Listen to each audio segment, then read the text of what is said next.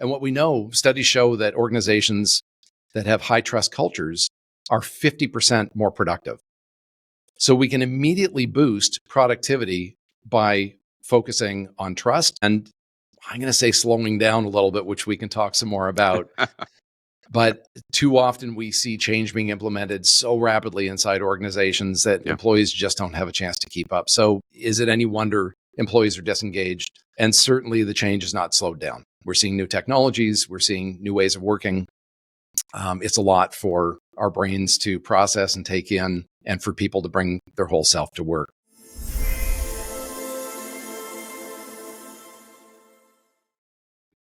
Hi, everyone, and welcome back to Your Customer, Your Success. Today, we are super excited to have Tim McCleary here with us. Tim is an expert in culture change activation and the founder and managing director of the Involvement Practice, a leading culture activation firm. Tim's career spans 2 decades at well-known places like NBC, Warner Brothers, and GE. Tim has leveraged his leadership experience to craft an innovative approach that drives individual, team, and company growth through what they call immersive employee engagement. Tim and his team build high trust, high performance workplace environments that deliver measurable ROI. And we're going to hold you to that ROI quote, Tim. Super excited to have you here. Welcome to the show. Thanks so much, Gary. Glad to be here. Yeah, this is going to be great. I wanted to dive a little deeper into employee engagement, company culture, things like that, now that we have a few episodes under our belt. And Tim, I like to start the podcast off fast. And as a matter of fact, today I want to start it off 3 times faster.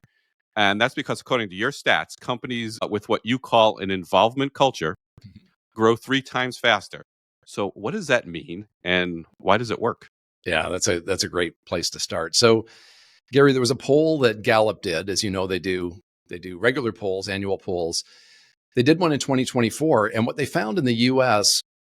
is 68% of employees are disengaged. 68% of employees disengaged. Mm-hmm. And then of those 68, 17% are what is called actively disengaged. So we're already up against this major barrier of our employees just not really enjoying showing up for work and bringing everything they can to their role. So what can we do about that? This is where we created something we've been calling for years, involvement culture. And it's created through a methodology that we've been using for the 18 years that we've been in business around understanding ownership and activation. How do we help people really understand a change inside the organization related to culture? How do we help them own it, the what's in it for me? And then how do we help them prepare to activate that? So a good place for us to start is just a simple, quick definition of culture. The way we look at it, it's how work gets done inside any organization. So if we think about shifting to an involvement culture, what we're doing is we are deepening empowerment, we're deepening connection and engagement, and ultimately we're building trust inside an organization. And what we know, studies show that organizations that have high trust cultures are 50% more productive. So we can immediately boost productivity by focusing on trust. And I'm going to say slowing down a little bit, which we can talk some more about. But too often we see change being implemented so rapidly inside organizations that employees just don't have a chance to keep up. So is it any wonder employees are disengaged? And certainly the change is not slowed down. We're seeing new technologies. We're seeing new ways of working. It's a lot for our brains to process and take in, and for people to bring their whole self to work.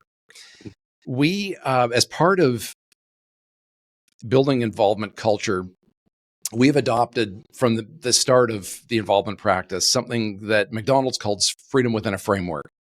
And I came across this back when I was head of global brand for GE. We were looking at brands that were really well architected and executed. And McDonald's was one of the ones we looked at among many. And what we found really curious is they used this thing called freedom within a framework. And for McDonald's, what it meant was, you think of their footprint worldwide. How do you create consistency in that brand? And so they used freedom within a framework to say the outer part of the frame are the things that have to be consistent no matter where you go.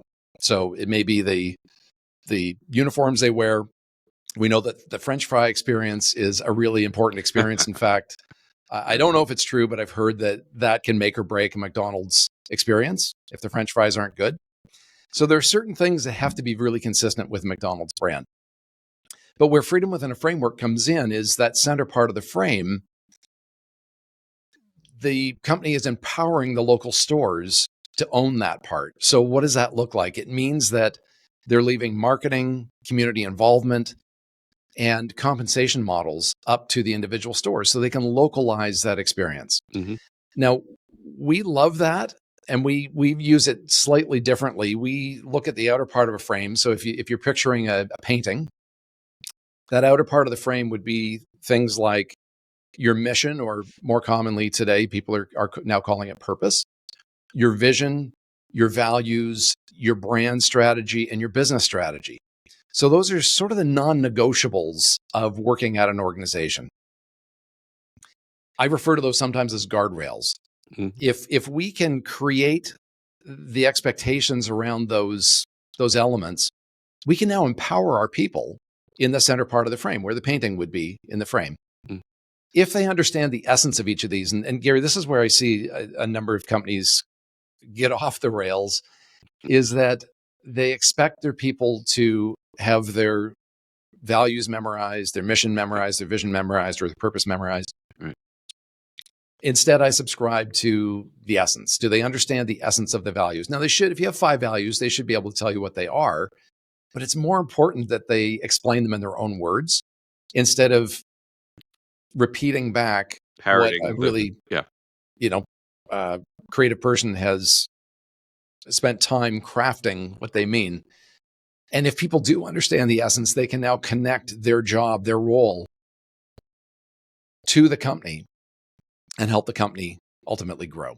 So it's about creating an environment where there's high trust, Mm-hmm. there's more opportunity for collaboration, there's more opportunity for engagement, for people to bring their whole self to work. So let's key in on trust, because that's a topic that's coming up often in my discussions, and I love doing this, and I have a lot of great smart people with diverse backgrounds, and it keeps coming back to several themes. And we talked about trust on an episode a couple of weeks ago, how the lack of trust is driving the decline in customer satisfaction and customer experience. Mm-hmm. And that's pretty sad, because it should be something that's basic and intrinsic.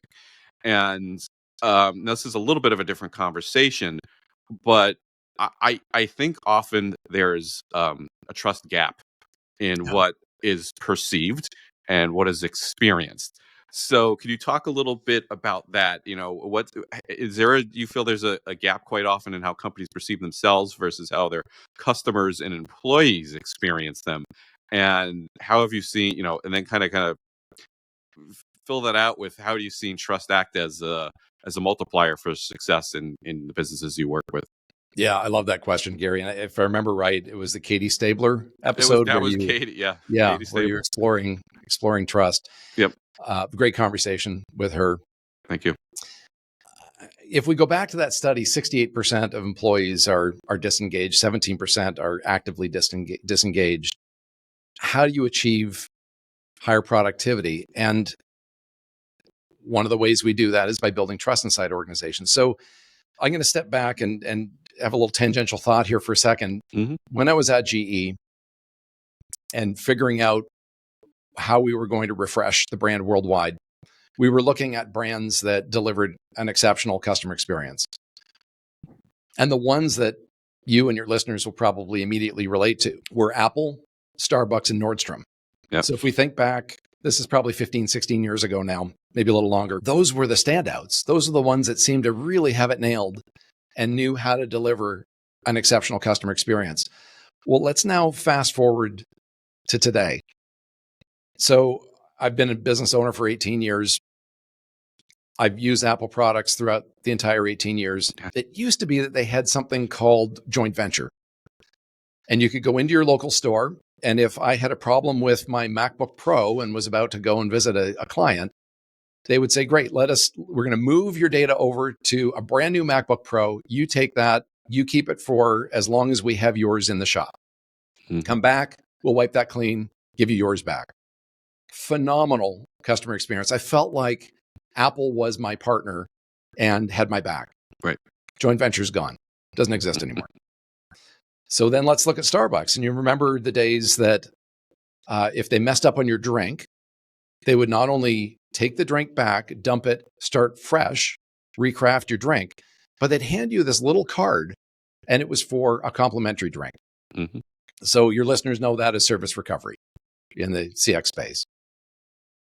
Great. Now I may have taken a few more minutes at the store, but I feel good about this. I still feel good about the brand because they not only fixed my drink, but now they've invited me back to have a drink on them. That's great service recovery. I watched not too long ago, a couple of months ago, I was in a Starbucks store. And certainly there's loads of stuff on Starbucks right now. They are struggling and they're trying to remake themselves. Yeah.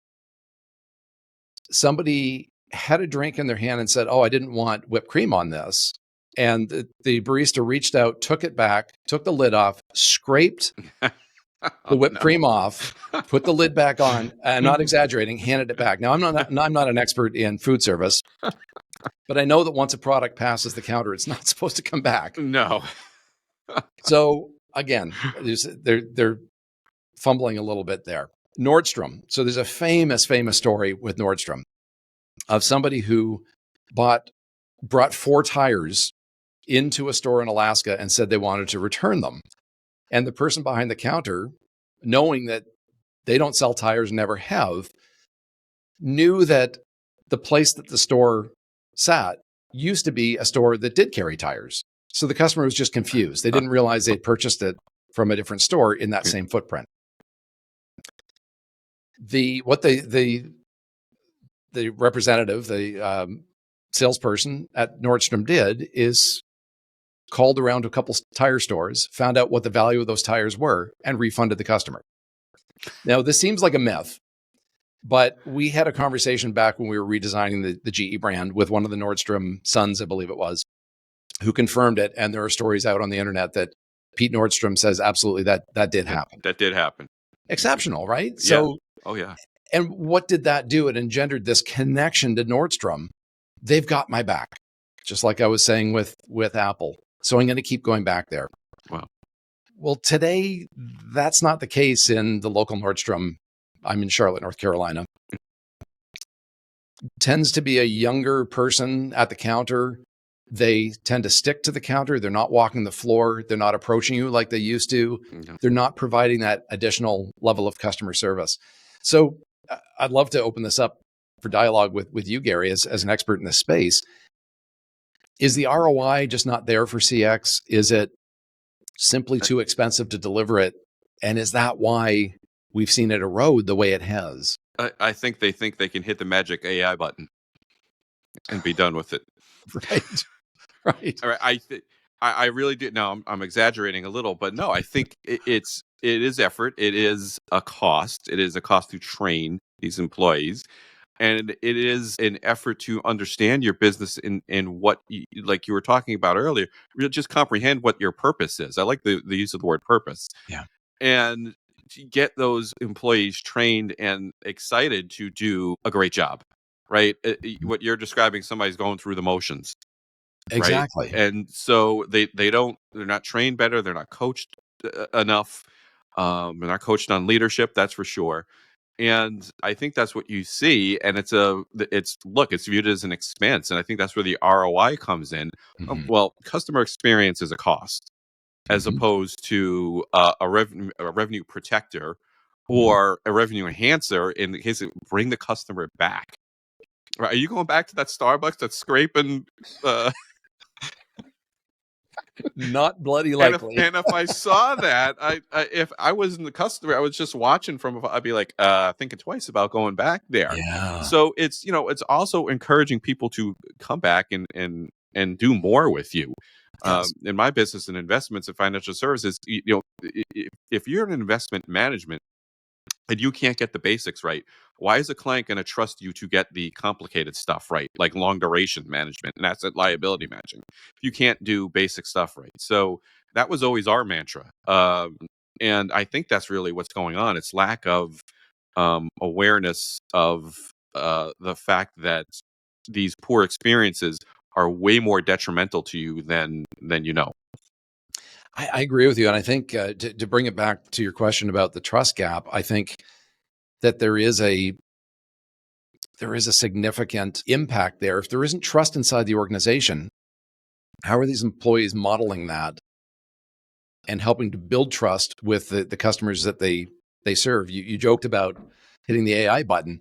I like to say we need to bring human back to work. Right. Now, it's not all about AI because AI has its place. I've been using AI to be able to automate things within my business that used to take 3 hours, now takes me 30 minutes.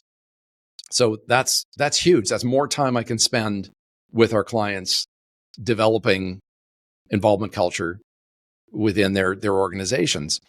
I think getting back to the human element, building trust, we need to work on authenticity and vulnerability inside organizations. That's when people start to see each other as human beings. We've been dumping on Starbucks a little bit, but I was at my local Starbucks yesterday, and if you can see this on the video, there's a little happy face, a little smiley. Yeah, a little smiley face that my barista put on the top of the cup. So why is this happening? Starbucks, Brian Nichols, who's the CEO, back in October said, we need to go back to handwriting on the cups. So you'll notice on my cup, there's still the little label that has my name on it.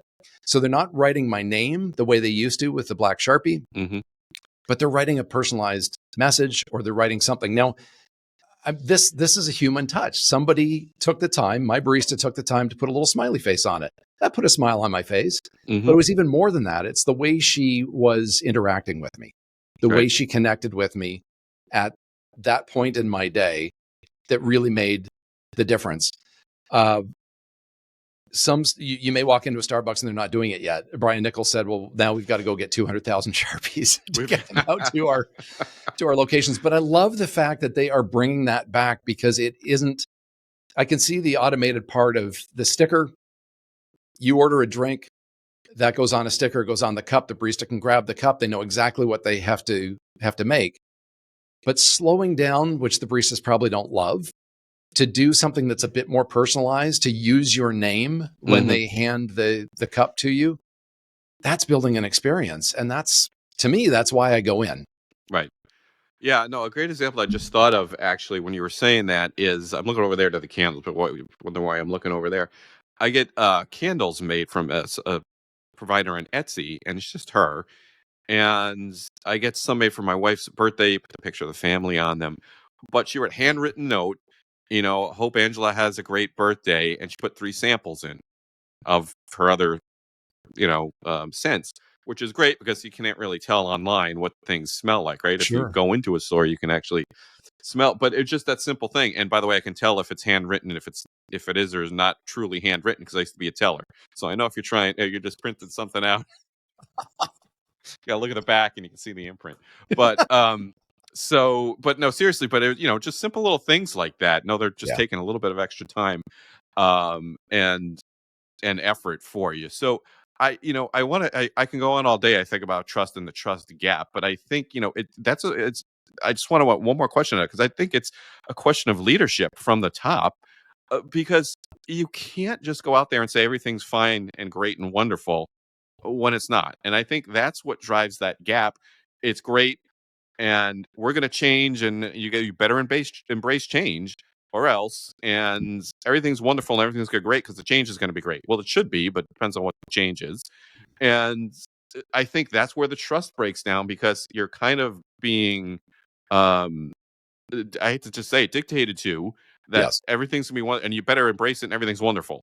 And if you see that it's not, and you don't really have that voice to say it's not, that's where you you start to get the gap. Yes. Absolutely. Resistance to change is a survival mechanism for Yep. us. It's our brains are literally wired to resist change. We have a top neuroscientist on our team named Dr. Paul Zak. He's on our extended team. And he likes to say our brain is one of the laziest organs in our body. And when you think about what your brain is doing right now just to keep you alive, it's remarkable. So now you're introducing something new that your brain has to process, which is, I think why when we're learning something new, it feels like we're just so sluggish in the beginning. And then all of a sudden it kind of clicks and you get up over that hump and you think, well, that wasn't so bad. Because our brain works this way, we have a way of managing the world around us. We put things into boxes really quickly. So it could be meeting new people. It could be learning something new. But when I met you, you met me, Gary, we both would have immediately within 3 seconds sized each other up. Right. You would have had a first impression of me, and it would be in the subsequent interactions that we have. You're either saying, yep, that's what Tim is all about. I had it right in the beginning, or, oh, there's something I didn't expect or know. Now your perception of me is starting to shift. So we know that that's how we go through life. We're rapidly putting things in boxes to make sense of them. In order to reduce that resistance to change, we need to start to work on the fear of change. And that's a natural human reaction, right? If it's the unknown, that fear can prompt anxiety and stress and depression and fatigue. So it makes a lot of sense that we resist. And that's where our model of understand, own, activate comes into play. If we can slow down enough to build understanding of a change, what it does is it provides a sense of control. And there are changes we go through in life that we have zero control over. But if we feel like we have some sense that we can guide ourselves through it, or there's a piece of it that we could be part of, that's really powerful. And that's why we're called the involvement practice. We want to involve people in the culture changes that are going on inside their organization. Again, culture is how work gets done. So how are we improving how work is getting done inside the organization? Starting with, is the change a pain point or an opportunity? Right. Let's break that down. Let's help our team members understand that. Here's why.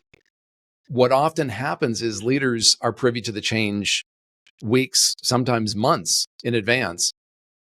And so they've gone through this human cycle already. They've figured out that the change, they've started to become okay with it. But then they're sitting down with their teams who are hearing it for the very first time. And that's a shock. And I think sometimes leaders fall into the trap of, well, we need to move fast. Why aren't you getting this? Right. Well, you had time to process it. They haven't yet. Slow down a bit and let them go through the same experience you did so that you can begin to embrace the change. Yeah, that is a great point because you've been accustomed to you've thought about it for weeks or months or whatever, and you just throw it out there to someone and a surprise. And that's a great point. I never thought of that. So let me ask you this: we're talking about change, right? And implementing change. Now, most people are familiar with the 5 stages of grief, right? In some way, shape, or form, they know about that. But I understand from you, there's 7 stages of change. And what's interesting about this is you say they overlap or overlay the 5 stages of grief. So tell us about how that works. That's interesting concept. I haven't heard of that, and I want you to dive right into that one. Yeah, great. So back in the late 1960s, Elizabeth Kubler-Ross identified the 5 stages of grief. And so this was meant to be more of a framework to understand the grief cycle. It wasn't meant to be linear, but we know those stages to be denial, anger, bargaining, depression, and acceptance. Yep. Now, I've gone through the grief process in my life. You may have as well, Gary. We're going to go through it very differently. I may jump to bargaining. You may be stuck in the anger phase. I may move on to depression, but then I go back to the bargaining phase. There is no linear way that we work through it. Mhm. She identified them as a way for us to understand grief. What most people don't know is she also identified the 7 stages of change. And those are shock, denial. We see denial in the grief stage, frustration, depression. Depression's coming back again. Experimentation, which I see akin to acceptance, decision-making, and integration. What we realized as we were going deeper in our work around understand, own, and activate in order to create an involvement culture inside an organization, is that our understand phase overlays shock, denial, frustration, and depression. We need to give people time to mourn a loss. If there's a downsizing, for example, that's a Right. major change inside an organization. Right. How will my job change? Am I going to have more on my plate? Which naturally you would. And then the ownership, the what's in it for me, do I see my role in this change? That overlays the experimentation and decision-making process, because those are indications that I'm starting to embrace this change. And then the activation piece is Kubler-Ross's integration step. So there's this really nice overlay there of our methodology, her 7 stages of change. But it's not that surprising, I think, that they're similar to what we go through when we are experiencing grief, because change, as we've discussed, has a huge impact on us. Fear, it can lead to depression and anxiety and stress. This is all so negative, right? But that's why Right. we do what we do with the involvement practice. We really believe there is a better way. We don't believe in change management, although I'm trained in several different change management processes. Really? Okay. We really believe in change activation. Okay. Activation is much more of an invitation into the change, as opposed to I'm going to manage you through this process to create change inside our organization. Interesting. Yeah. So it depends on what the change is, like I said, right? So there could be plenty of great changes, but you touched on the worst change that usually hits us is the downsizing and the layoffs, and that seeing your colleague, even if it doesn't affect you, you see your colleague who's worked so hard for 20 years being shown the door. Yeah. That's tough to watch. And then am I next, right? And there you go, right back. Now we go right back to the trust gap and things like that. So interesting. So let's actually start to talk about what are we doing about it. Can you go into maybe an example of where this methodology made or broke a change initiative using this practice? Yeah. So I've got lots of great stories I could share. I'm going to go back to actually my time at GE, because this is when I began to really play with the idea of involvement and the power of involvement. So again, I was responsible for leading the global rebranding of the company. And to give you a sense of how complex this was, at the time we had 311,000 employees inside the organization. Wow. We were in more than 100 countries with more than 100 businesses. That's complex. That's pretty big. That's pretty big. And Jeff Immelt, who was the CEO at the time, said, I want to simplify GE. So that meant that all of us in the corporate function and everybody out in the businesses needed to look at how we might simplify GE. So that was not only for our customers, but also for our employees, and probably as much for our employees as our customers and our share owners. We had become so big and so complex, people couldn't get their heads around the organization anymore. My job was moving us from a very famous tagline, we bring good things to life, to imagination at work. And that was one piece, of course, of the execution of the new brand strategy. But to me, it was more of a culture shift. It was getting people to think differently about how they're using imagination to do their jobs. And I related that to creativity. So we built immersive experiences for teams to go through that would help them tap back into their creativity. I've often said that our creativity is trained out of us after about the age of 5 or 6. So when we enter school, we start to learn the right and the wrong answer to a problem, and there is only one answer. And I'm exaggerating for effect, but we tend to lose that creativity. I believe everybody is creative. We have to get back in touch with it sometimes. So our goal was to help employees inside GE to make that connection back to creativity and how they could bring that into their jobs to more effectively solve customer problems. But the other piece of this, Gary, that was so powerful is I also realized the old model of we're at corporate, this is the strategy, we're going to hold it close to the vest and we're going to tell you what to do was broken. Yeah. And so we learned that we had to give the strategy away. And that meant identifying 250 marketing leaders around the world in the various businesses in GE who would become our partners. And we would give the strategy away to them to localize, to execute. And what that meant was we now had eyes and ears all over the world figuring out how the strategy had to be modified to work in the various markets. Sitting in the headquarters in Fairfield, Connecticut, I couldn't possibly know what the team needed in Singapore. Right. But the team in Singapore sure did.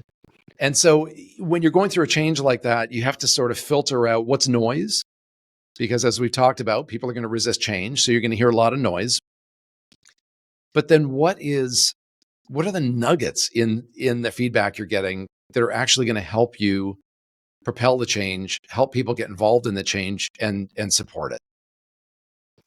Interesting. That is such a big company. That is unbelievable. I've worked in big companies, but that's huge. I'm just trying to grasp and get my head around 300,000 people around the world. Yeah. That, Not anymore. GE's well, three businesses, but yeah, but at the time still, it was massive. that is beyond massive. I can't even, because I worked at a company 50,000 people, and that's just huge, big global company. Unbelievable stuff. So, all right. So this leads me to my next question, and we're shifting gears a little, but I promised at the beginning we're going to hold you to that ROI Yeah. question. When you're working for a company with 300,000 people or 100,000 or 50,000, somebody's going to tell me, you better give me some ROI on this type of thing. So how can you measure the ROI of implementing this involvement culture? Yes. And how do you measure it? Great. So we know that trust is so important in this process. And I think you and I agree that we've got to bring more trust back into organizations, and that's going to affect what is delivered to our customer base, and that's going to help us grow. So the big question we ask is, are you taking steps to build trust inside your organization? If we go back to Dr. Paul Zach's work, he's been doing neuroscience research for more than 20 years, and he's got a great book. If people are interested, I'll hold it up. I have it on my desk. It's called Trust Factor. It's a great read. He's a very entertaining author. The way he tells stories, his own authenticity and vulnerability shows through in the way he writes. But he explains just how important trust is inside an organization. He used to, in his work, have to do blood draws to look at whether oxytocin was being released into your body under certain conditions. And then we've seen those caps with electrodes on them. So that was sort of the neuroscience studies of the past. Well, today he can do it using your smartwatch. And I'm running his app right now on my Apple Watch. His app is called Six, SIX. Yeah. It's telling me right now my brain is loving this conversation, Gary. I just saw a score of 95 All right. on my app. When we're finished, I'll be able to go back and look at this, and it will say to me, Tim, your brain really was on fire during this period of time. Mm-hmm. Do more of this. It will also say, maybe there's a question you asked me and I really have to struggle to come up with a one answer because I'm thinking of so many different things at once. Mm-hmm. I may see that the app is telling me my brain was frustrated in that moment, naturally, right? Because it's trying to sort out what would be the best answer to give you to one of your questions. All right, so anybody can get this app. It's free. You can run it on your Apple Watch. You can run it on a fitness band. Mm-hmm. Fascinating to see what our brain is doing. As Paul Zach likes to say, our brains don't lie. So it's going to tell you what you're experiencing. We can use it to measure immersion. So when we are building an experience for a client, we build it through a series of micro immersive experiences to help solve the problem that we have identified. This can show us in real time whether we're building trust while we're going through that period of time with that team. We can do a pre, a during, and a post measurement. So this, and I'm not going to get into all the science because Paul describes it best, but it's not related so much to your heartbeat. It's what they're extrapolating out of that to know that oxytocin was released into your bloodstream Wow. during an experience. It's just, that was my reaction. Wow. That's Wow. incredible. That is incredible. I've known for years that what we do works. I was dying to have some science behind it. And when I met Paul, I said, where have you been all my life? Because you bring the science to what we do that proves that actually we can measure trust. We can show how, if we go back to high trust cultures having 50% more productivity, that's how we can correlate the return on investment of spending time to get more human with your teams, building that trust. And if we follow this out, that really simple equation, if I'm in a high trust environment, I'm much more likely to collaborate with my colleagues. Right. So if I think of the team I'm on, I'm much more likely to share a big idea. Big ideas can turn into something that propels the organization. So there's a really, really simple way of looking at how trust is so valuable inside an organization to help the company grow. That is amazing stuff. Let me tell you though, seventh grade math teachers everywhere just panicked over that one, because if you can measure the the engagement of of your elementary your math class, you might be in for a shock, or not. You're probably not in for a shock. But that is super interesting stuff. Thank you for that. All right, Tim, I think it's time to move to the segments, and we are going into my favorite segment, Does It Hold Water? This is where I channel my inner Vincent L. Gambini Esquire, attorney at law, and ask our guests to be our expert witness for the day. I read them a quote. They have no idea what this quote is. It's from a thought leader, a business leader, but it plays right into their expertise, and they're going to decide whether or not the defense case holds water. Okay? Are you ready? I'm ready. This is a good one. So you've touched on this topic a little bit, but the defense today, actually, let me give you a reference here, because I don't know this gentleman at all. I just read this from a blog post. The gentleman's name is Mark Tubergen, and I read this in a blog post in Think Advisor. But are you ready? The topic is the phrase act like an owner, and Mark is not very fond of this saying. And he says, and I quote, when leaders deploy the phrase act like an owner, they suggest employees feel entitled and stubbornly reject accountability and respect. Many leaders are preconditioned to believe that young employees lack a work ethic and only wish to milk the owners of their hard fought gains. These leaders view employees as a cost to be managed rather than investment on which to produce a return. As a result, they actually create a dynamic wherein the young employees work in direct proportion to the low expectations and potential rewards. Meanwhile, the leaders continue to seethe. Does the defense case hold water? No, I don't like that at all. No, does not like that. Act like an owner. I disagree with him. To me, as you were reading that, Gary, it reminds me of the 300-year-old industrial models that we've been using in business, these more command and control ways of getting work done that were designed just for that. Let's make sure people showed up and did a specific task.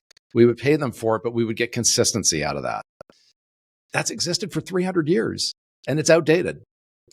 I think the notion of act like an owner, I actually really like it. And I have said I remember actually when I was at GE in particular, actually, no, it was when I had started the involvement practice, and the chief marketing officer of GE came to see me to have a chat about what this transition was like to have gone from such a large company to now creating a startup. And I said, if everybody could have the experience of creating their own business, being the owner of a business, and understanding that paycheck doesn't come unless you were putting the effort in to make that happen, versus the George Costanza sleep under your desk and you get paid anyway, right? Which you could get away with in a corporate environment for a short time. Right. Maybe people are doing it while they're working remotely. I don't know. But I think there's something really powerful about understanding what it's like to have the responsibility to serve your clients or your customers, and what it takes to earn that paycheck. And to me, it does come down to the experience we're providing to our customers. So I don't think it holds water. I think it's healthy to act like an owner. I don't know if I'd use that exact phrase, but I think it's really powerful to feel more connection to the organizations we work for, excuse me. I think that's a pretty powerful thought. Yeah. No, I'm glad I asked it then, because I got to be honest, I usually don't give my opinion, but I can't stand that saying. I like the sentiment. I mean, I agree 100% with the sentiment what you're saying, but I don't think it conveys that sentiment. That Mm-hmm. to me, I just don't like the saying. Yeah. I think it could be phrased better. That's why I don't like it at all. To me, it's very almost a little too scolding. Eat your Oh, peas. interesting. For a senior leader to tell the team act like you should be acting like an owner. To me, it's a little scolding. It's a little Mm-hmm. narcissistic, and Mm-hmm. as opposed to that, that's fine. I embrace what you're saying, but I think he gets to the point of it's a little on the negative side that you're not doing this, and you're getting the finger wag. So I've never liked that saying. I think it could be worded better. Just I don't like that as a phrase. I So think flipping it around and making it about empowerment, right? that's That's really what, exactly. It, again, back to freedom within a framework. If we've created the right structure of that frame and people understand the essence of the elements in that frame, we can empower them, which maybe gets to the act like an owner. I hear what you're saying. I yeah, think that's it's it, yeah, could be seen as negative. Yeah, it's like this is a totally flip comparison, but it's like there's a statistic in baseball called quality starts, and it does a Mhm. pitcher throw 6 innings and let up 3 runs or less. Mhm. And in the old days, they would say that's not a quality start, but it was still just a measure. It's a metric. I thought it was an effective metric. These days, the pitchers throw 5 innings, you're lucky. But in the old days, they throw a little bit more, and it's a 4.5 ERA. Oh, I hate that statistic. Well, if it's a good statistic, because if it's so easy, you would do it all the time. Pitcher pitched 32 Ah, starts. You should have 25 quality starts. Well, they had 16. So, all right. mhm. The point is, it's just sometimes it's the phrasing, and that phrasing leads to I've never liked that saying at all. Interesting. Words matter. Or that's right. Right. Words matter. Yep. Yep. Okay, let's move over to chip shots. Chip shots are shorter form questions that a little bit more personal, but still yet professional in nature, and could lead to some great advice for the listeners. So, chip shots. We're going to start with the book question, and I think we're getting a great book list going. I got to put a blog post out on that. What is one book that has significantly influenced your professional or personal life, and how did it impact you? I have 4 books on my production table right now because I love dipping into these. And I do have one that is my favorite. I'm going to hold it up, Hmm. and your viewers will be able to see. I'm not going to use the word Gary, so we don't have to bleep it out. But the title of the book is called "Unf Yourself." Hmm. The author is Gary John Bishop, Hmm. and on the cover of the book it says "Get out of your head and into your life." I love this because, excuse me, he is a personal development coach. He doesn't pull any punches. In fact, he says if you I think he says something like, if you're overly sensitive, close the book and give it to somebody else right now. So he's going to give you a bit of a gut punch. But what I love about it, and it's not a business book per se, but it has had an impact on me both personally and professionally. That it's about embracing uncertainty, and as he says, that's where the new happens. I ended up, when I found this book, I ended up buying it for my kids, my wife. I bought a copy for all of my good friends. I must have bought dozens of these, and I mailed them out because it's a reminder of ways to live your life to its fullest potential. And too often we hear people talk about the regrets they had in their life. We have control of, for the most part, we certainly have control of what's going on in our head. And very often that's what's holding us back from doing the things, achieving the things that we want to have a fulfilling life. Great book. I hope. I actually wish you said the title, because I can put in a little bleep. I could work with my sound gizmos I got when I put out the video. Thanks for that. That's a very interesting one. We got to keep rolling on these. Next one. Is there a particular experience or failure early in your career that taught you a valuable lesson that you still use today? Yeah. This was not so much early in my career. I was probably mid 30s, and I've talked about GE a lot in our conversation, but this is one that I love, and it has had a big impact on me over the years. When I was leading global brand, my manager was leading advertising, and her name is Judy Hu, highly educated woman. She was tough when she needed to be, but she was so kind to our team. Mm-hmm. She protected and nurtured us as individuals. She had quite a good sized team. She gave us room to learn, to make mistakes, and as a result, to grow. And to this day, in fact, I was just talking to a former team member. I hadn't talked to him in probably 15 years. We had a conversation just last week, and we got talking about Judy. And there isn't a person that was on her team that doesn't still rave about what an exceptional manager she was, and how special our team was as a result.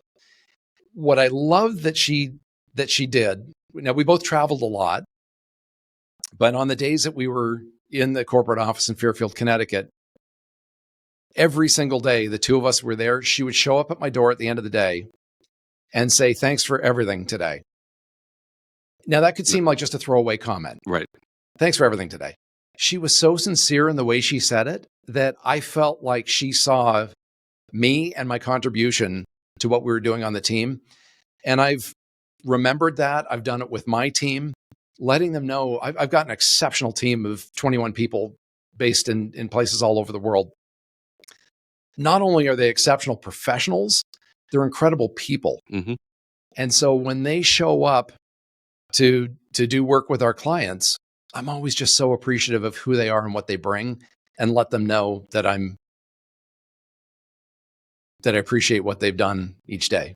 Yeah. Oh, that's wonderful. Yeah, I think everybody has that one manager they always think back to that left that impression.